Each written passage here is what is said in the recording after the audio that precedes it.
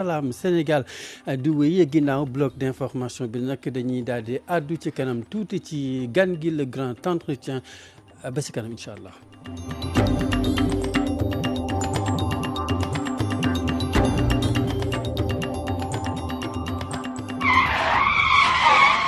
Chaque année, le Sénégal enregistre plus de 700 décès et des milliers de blessés sur nos routes avec toujours les mêmes comportements irresponsables. Conduire à une vitesse excessive, utiliser son téléphone au volant, conduire sans casque de sécurité, surcharger son véhicule de marchandises ou de passagers, conduire sous l'emprise de l'alcool ou de substances psychotropes, cela doit cesser. Soyons plus responsables. Le respect des limitations de vitesse indiquées sur les panneaux de signalisation peut sauver des vies. Alors, levez le pied car l'excès de vitesse tue. Devant tout accident, pensons à porter secours. Appelez le SAMU au 1515 ou les sapeurs-pompiers au 18. Ce message vous est offert par le ministère des Infrastructures et des Transports terrestres et aériens via l'Agence nationale de sécurité routière ANASER dans le sillage de la lettre circulaire du Premier ministre Ousmane Sonko. La sécurité routière, c'est l'affaire de tous. Salam alaikum Sénégal ngi maaleykum salaam Sénégal ngi nanga def sawa Sénégal ngi maa ngi fi c'est ça Sénégal ngi rajo Sénégal indi ay coppite ngir li gën waaye ngir li leen di bégal rajo Sénégal fii la jant bi di fenke bu juróom benni waxtu jotee ci suba gi Salam Sénégal ay xibaar yu wóor te bees ay archive ay chronique bu leen ko kenn nettali ñaari journaliste di seq journal bi bu juróom-ñaari waxtu jotee bu juróom-ñetti waxtu tegalee fanweeri minute allo 12:45 bi jox kàddu gi askan wi 9h-10h plus près de vous émission buy bég ci yéen te di leen di bégal bànneex xumbal ak xumbute ba mi di jot rajo Sénégal di leen jox xibaar yu wóor te di leen bégal saa su ne. jërëjëf ñu leen di jaajëfal kon ci teewlu bi Salam Sénégal gan gi le grand entretien Ramatoulaye Sarr mu bàyyi la gan gi. jërëjëf Arona gannaaw bañ la nuyuwaatee nuyu ñi nga xamante ne di auditeurs yi ñuy topp ci 92.5 gan gi nag dañ koy dalal gan gi di uyoo ci turu madame Safietou Diop Fall moom nag mooy njiitu réseau Siggil Jigéen nag jàpp leen ni kuréel la goo xamante ni bokk na ci kuréel yi féetee ci wàllu société civile bi moom nag dañ ko nominé woon tamit prix Nobel moom madame Safietou Diop Fall jàpp leen ni également inspectrice la de l'éducation populaire de la jeunesse et des sports nekkoon tamit directrice nationale bu projet de promotion de la jeunesse PPJ nekk tamit officier de l'ordre national du Lion militante des droits des femmes membre de la société civile sénégalaise membre active madame Fall ñu ngi lay nuyu di la dalal ci Salam Sénégal. waaw jërëjëf Ramatoulaye maa ngi leen di nuyu yéen yow ak Arona di nuyu waa RTS yëpp di ci jiital nag wax dëgg yàlla suñu directeur général Alé Niang Sénégal yëpp jigéeni Sénégal aussi maa ngi leen di nuyu di leen dalal. alors madame Fall tey jii li waral sax invitation bi actualité bi la ñuy topp nga gis ni fan yi yëpp ñi ngi wax ci faat bakkan surtout ci ay tuut tànk xale yu jigéen waaye laata ñuy leen di faat dañ leen di yàkkataan maanaam violé leen ba pare gis nañu bi xewoon fële ci diwaanu Joal ci xaleb 9 ans ou 13 ans jóge ci kooku naka démb wala barki démb fii ci Malika également kii xale bi di uyoo ci turu Diary Sow te ñu rek yàkkataan ko ba pare faat ko lu ni mel taxawaayu jigéen ñi ak yow en tant que présidente tamit réseau Siggil Jigéen ñi nan nga gisee mbir yi le jërëjëf Ramatoulaye d'abord maa ngi commencer d'abord par jaale la famille de Diary Sow ak famille jigéen ñi ñàkk seen bakkan yëpp ci atu 2024 ci anam yu demee noonu parce que du Diary rek waaye tey jii c'est le cas de Diary ndaxte fi mu ñëwee la mu di en début d'année Sénégal yëpp di santante di ñaanalante ñu ñaan jàmm Sénégal am jàmm jigéeni Sénégal am jàmm ci loolu la ñu dégg xabaar bu naqari boobu Ramatoulaye xam nga ni jigéeni Sénégal yàgg nañu xeex lépp loo nga xamante ni moom mooy métital ak xoñoñal surtout nag muy sàkkute jigéen ñi ak di leen violenter ci fànn bu ne et mën nañu wax ni ñetti génération dañ ko xeex ba ñu am ay loi bi ci jëkk moo di loi de 99 nga xamante ni dafa pénaliser les violences faites aux femmes ñu wote ko à l'Assemblée nationale ñëpp amoon ci yaakaar ñu wëlbati ko continuer di ci xeex ba ci loi bi nga xamante ni en 2021 criminalisant le viol et la pédophilie. Donc arsenal juridique boobu doon un acquis de taille àdduna yëpp vraiment doon ko sargal Afrique di ko sargal ñu doonoon réew moo xam ne exemple lañ ci lool ci arsenal juridique pour défendre jigéen ñi waaye lii ñu jànkoonteel ci fan yi won nañu ni Sénégal am na encore lu des loi rek doyul et engagement wu jigéen ñi dañ ko war a feddali ngir lii ñu dund ñu bañati ko dund allah yow mi diine ndaxte diine xel nanguwu ko diine nanguwu ko xalaat bu rafet sax nanguwu ko humanisme doomu aadama xelam kese rek sax nangul lii donc lu ñu war a seetaat la. ana ci beneen fànn goo xamante ni moom la ci jigéen ñi war a taxawoo ndax yaa ngi koy wax léegi du loi yi rek ñoo koy faj waaye nan nga yaakaar ni tamit moom la jigéen ñi war a taxawee. waaw bala ma egg ci nan la jigéen ñi war a taxawee damay sargal d'abord vraiment les forces de défense et de sécurité nga xamante ni teel nañu gis mbir mi ba jëli waa ji parce que luñ ci mën a def rek moo di il faut que ñuy leeral di won askanu Sénégal ni ku fi def ñaawteef ak foo mën a ne ak noo ko mën a defee am nañu pexe teg la loxo pour régler loolu et donc seen taxawaay ñu ngi koy sargal di sargal vraiment taxawaayu askan wi yëpp mu autorité yeeg ñëpp kenn ku ci nekk tey ji wax nga sa indignation devant cas bi loolu mooy jiitu alors li ci des nag moo di ñun jigéeni Sénégal yaakaar naa ne mësuñu des ginnaaw ci lépp loo nga xamante ni xew na ci Sénégal dal ci askan wi wax naa ko ñetti génération la te suñuy maam ba léegi ñu ngi xeex ci loolu ci loo nga xamante ni dafay taxawal jigéen sargal ko sigil ko ndaxte jigéen mooy askan mooy kënu askan askan wu la gën dafa doon askan wu aar ay jigéenam yu fonk ay jigéenam te li ñu màndargaal ñun Afrique moo di ci suñu cosaan matriarcat dañu fonkoon jigéen dafa amoon place ci société bi am place ci xeet wi am place ci njaboot gi mu doonoon suñu taarix suñu histoire waaye li ñu seetlu moo di tey jii jamono wëlbatiku na soppeeku na ba suñu communauté yi suñu société yi ñu ngi soppeeku ci la ñu gisee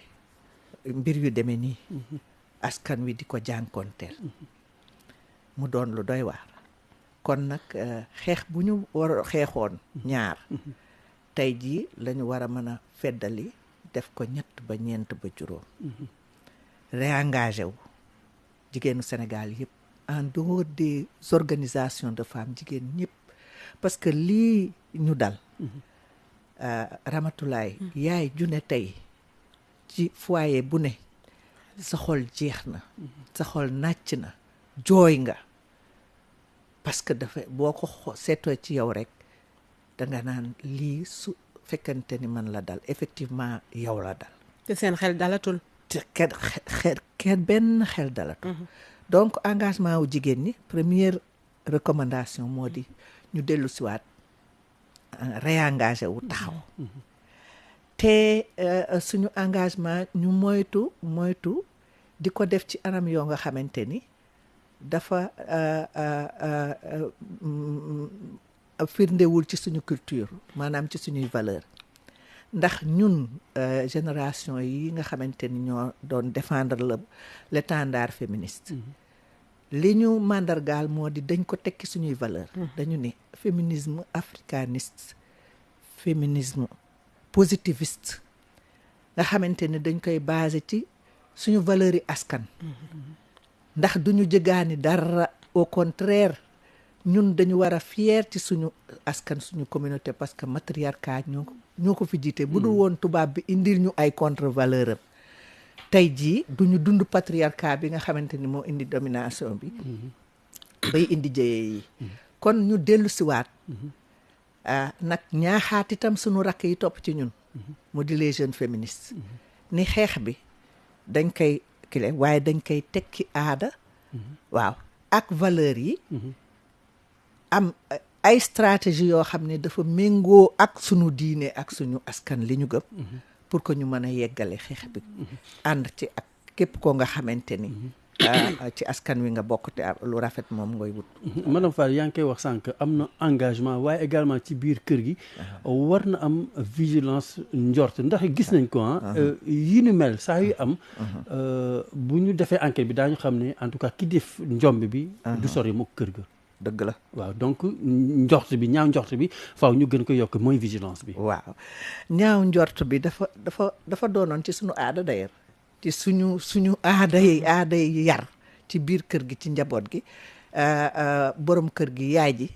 ba ci mag gi ñaaw njort ba ci suñu diine sax ñaaw njort dafa doonoon loo nga xamante ni arme la woon pour ñu yar di askan wi yar doom yi aar leen vigilance boobu dafa manqué lool léegi ci famille yi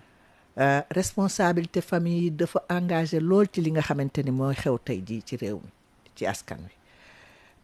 donc il faut que ñu delloo si waat wax dëgg yàlla vigilance boobu valeur yi ci biir famille bi moo di yar waaye du ci famille bi rek école bi itam il faut que ñu delloo si waat xoolaat programme yi yaraat xale yi ci biir école bi ndaxte l'école la ko taxoon a jóg du instruction rek éducation itam ci la bokk il faut que ñu delloo si waat yar bi ci biir école bi ndaxte modèle yi ñuy jël ci biir famille bi bu ñu demee ci école bi gis contre modèle ci école bi te enseignant bi du wax dara bu njëkk enseignant bi baay la enseignant bi yaay la dafay taxaw moom itam taxawaayu yaay ak baay ci clé bi beneen mesure bi moo di toujours ci vigilance bi gëm nañu ni yéen médias yi da ngeen ci am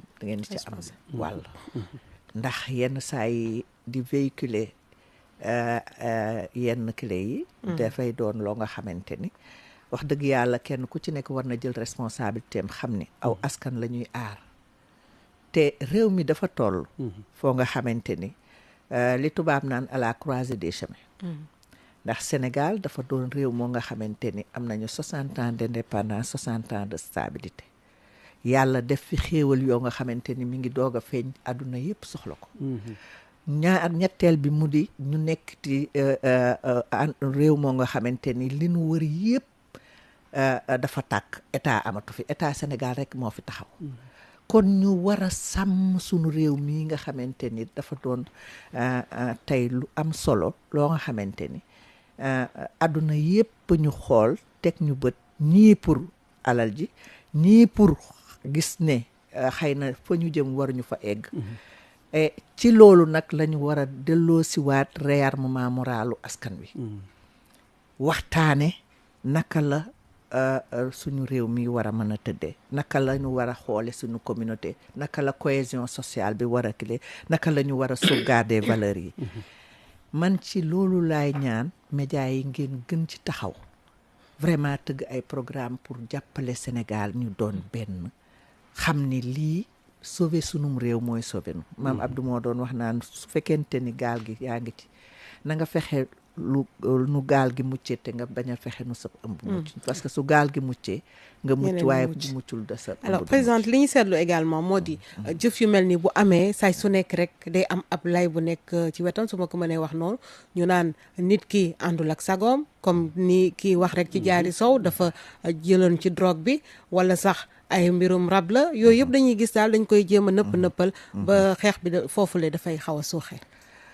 waaw mbiru drogue bi moom Ramatulaay walaay li ma doon wax léegi c'est une réalité ndaxte nag àdduna du ñëpp ñooñu bëgg am nañ ci ñoo nga xamante ni teg nañu seeni stratégie pour yàq jeunesse su Sénégal yàq askan wi pour que ñu mën a aakimoo alal ji te ñooñu lii fi ñuy jaar moo di drogue fi ñuy jaar moo di semer vraiment la violence dans la tête de cette jeunesse là pour que ñu bañ a am jàmm bañ fi am et loolu dafa doon loo nga xamante ni lu nu war a mën a duut baaraam la te autorités yi jóg ci parce que tey bu ñuy seetlu ñu ngi gërëm force de défense et de sécurité yi ndaxte bis bu ne ñu wax nu ne jàpp nañu ay tonnes drogue waaye bu ñu jàppee ay tonnes drogue est-ce que xalaat ngeen la nga xamante ni rëcc na dugg ci biir Sénégal tey jii sunu écoles yi yëpp elles sont confrontées à la drogue et il faut que gouvernement bi jël ci ay mesures vraiment xool naka la ñuy créer des tests contre la drogue ci xale yi ñu xool degré vraiment d'atteinte bi nga xamante ni am na ci école yi am ay stratégie yu ñu aare suñu njaboot ci école yi ci drogue bi et loolu c'est une réalité kenn mënu ko nier waaye nag ce n'est pas un prétexte pour que famille yi bàyyi njaboot gi rek ne parce que drogue bee ngi fi il faut que ñu jël suñuy responsabilité yaraat njaboot gi ci biir kër gi et loolu mooy première responsabilité bi nga xamante ni moom moo ëpp solo ndax ñun réseau Siggil Jigéen bu ñuy kile dañu ne lii nga xamante ni moo war a sauver askan wi moo di le socle éducatif bi nga xamante ni mooy famille bi ci la ñu war a mën a commencer formater l'esprit des filles et des garçons pour que ñu mën a kenn ku ci nekk mën a am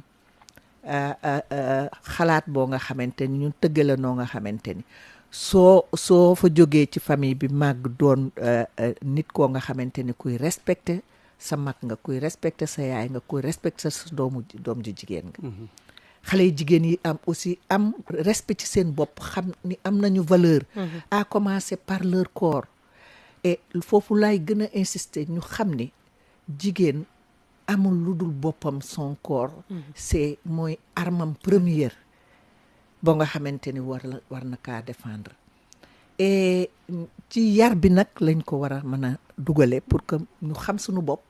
xam ñooy kan ba bu ñu génnee benn influence du la mën a yóbbu ba nga xamante ne di nga subir yenn ki lay et loolu dafa doon warugaru famille yi warugaru école bi warugaru autorité yi et li nga xamante ne nag moo ci ëpp solo moo di société civile bi nga xamante ni dafa war a jël en charge programme yi nga xam moo di vulgarisation wu loi bi ndaxte loi bi bañ ko xeexee ba am ko moo di loi contre le viol et la pédophilie li ñu jëloon engagement devant l'État moo di société civile bi def vulgarisation bi maanaam xamal askan wi ni loi am na loolu nag dafa des parce que dafa tombé Covid bi ñu bëri amuñu possibilité dugg ci askan wi waaye fi mu nekk ñun ñëpp war nañu engagé wu taxaw waxtaan ak askan wi ca fànn bu ne ak appui média yi ngeen doon pour que ñu xam ne loi bii am na képp ko nga xamante ni xalaatoon nga ni sax di nga ko bëgg a def wala amoon nga habitude bi nga xam ne lii moo la ciy fekk nga mën ka teggi mën a aar sa bopp aar yaraat sa bopp pour que ñu mën a aar njaboot gi aar famille bi aar communauté bi loolu daal gëm naa ni am na solo loo nga xamante ni war nañ ko def. est-ce que ci fànn googu sax waruñu ñi nga xamante ni ñoo di kilifa yi ci yenn procès yi nga xamante ni ñu ngi dem ci wàllub yoon daan yi waruñu ko gën a diisal waaye tamit li nga xamante sànq wax naa ko moo di saay su nekk di wax ni kii dafa am jafe-jafe xel wala jafe-jafe drogue bi loolu tamit ci kanamu àttekat bi ñu bañ cee jël bañ cee sukkandiku bu baax tamit parce que li muy yàq daanaka wala tëj bi bu fekkee diir la goo xamante ni tamit tollul nenn ni yëf yi day gën a law. Ramatulaay mbiru sanction bi mbiru application wu loi dafa doon loo nga xamante ni problème la ci réew mi. D'ailleurs réseau Siggil Jigéen bi ñu koy teg en 1995 dañu ne suñu premier axe d'intervention ak stratégie moo di l'intégrité physique et morale la défense et la promotion de l'intégrité physique et morale des femmes et des filles mais loolu bu waree am suñu deuxième axe moo di l'application effective des lois. tout à fait waaw ndaxte loi moo mën a teg garantie. et li ñu seetlu moo di Sénégal ratifié na convention yu ne mais application bi dafa des. produire nañu entre temps diggante 95 ak nagani si 2025 loi bu ne. waaye application bi dafa des. récemment en 2024 AGS def na benn symposium. sur l'application de la loi sur le viol et la pédophilie. dañu invité ñi nga xamante ni les cours et tribunaux. les agents yi nga xamante ni ñoo yore la justice.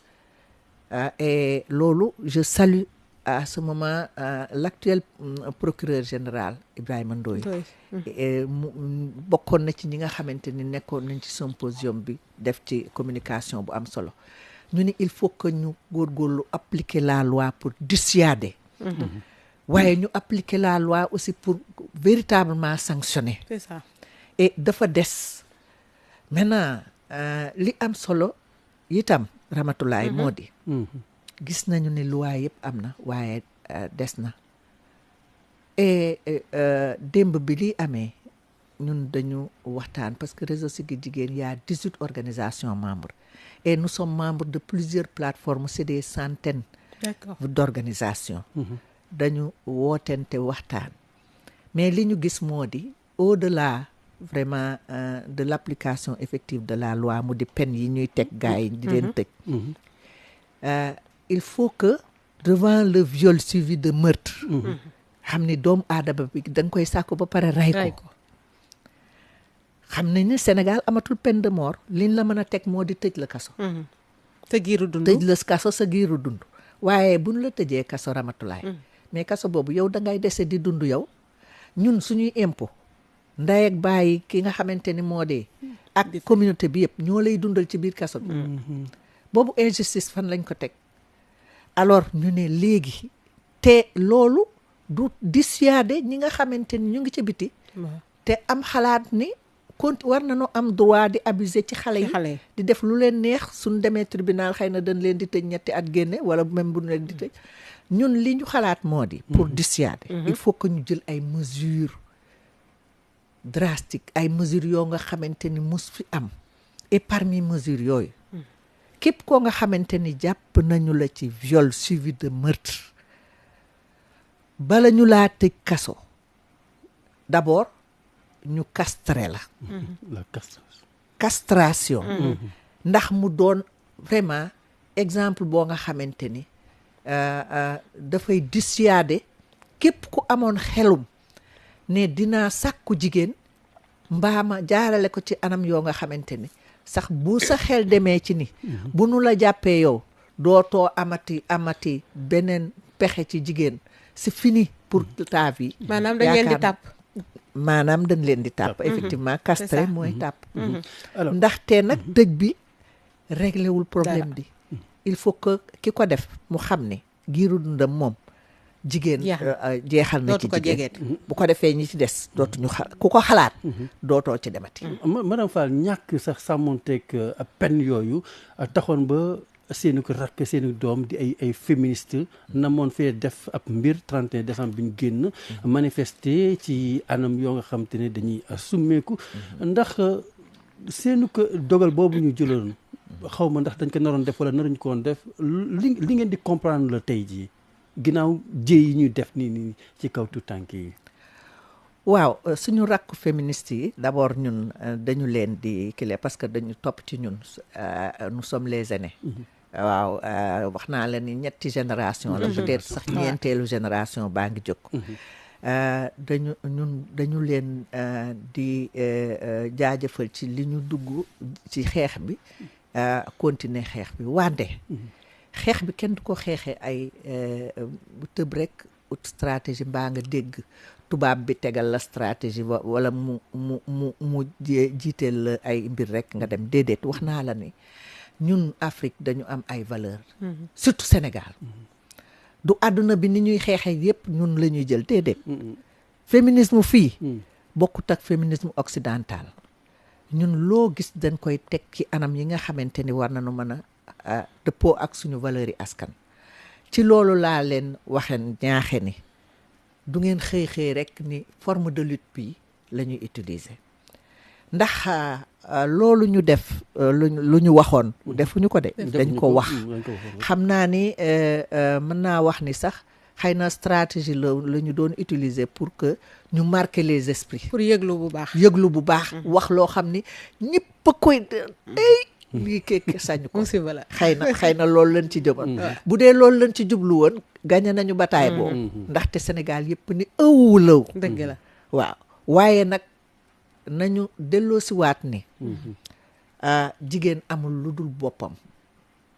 suñu corps d'abord réseau si gi jigéen loolu wax la défense de l'intégrité physique et morale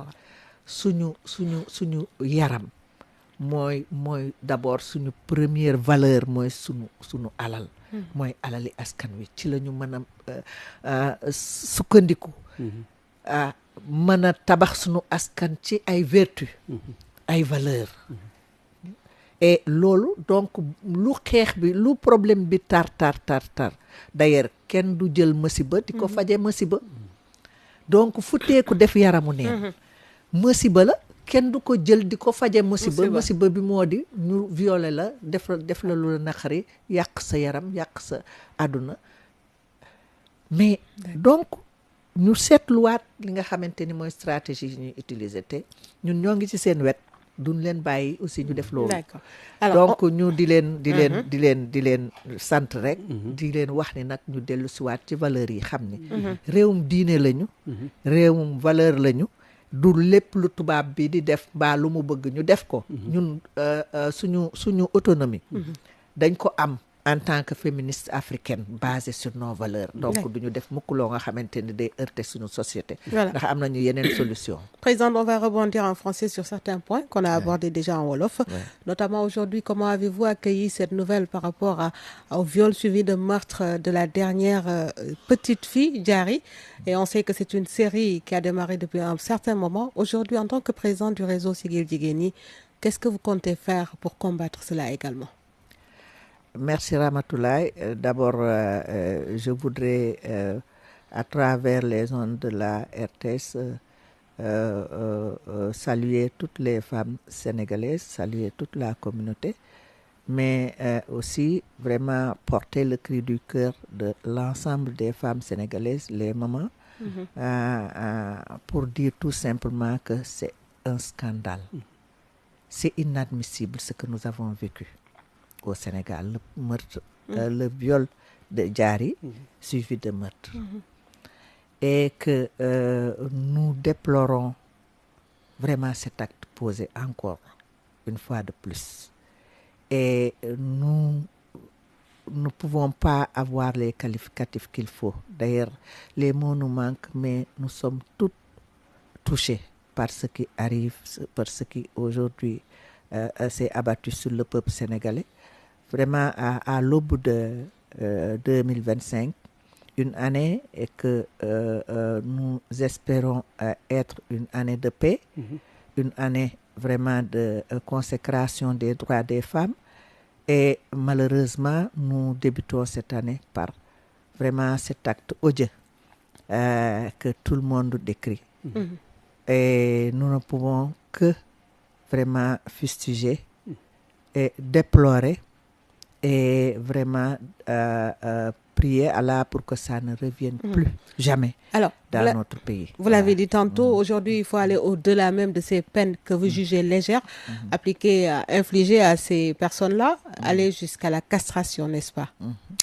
Oui, avant d'en arriver là, je voudrais d'abord vraiment saluer la position des forces de défense et de sécurité qui ont eu à réagir rapidement pour localiser l'auteur. Le présumé. Et le présumé auteur, jusque-là il est présumé. Et le démasquer et remettre encore en confiance le peuple sénégalais sur vraiment la nécessité, surtout la nécessité vraiment d'être vigilant et vraiment de se remettre vraiment à reprendre encore la question de la sécurité au sein de la famille. Alors, les peines en matière de recommandation,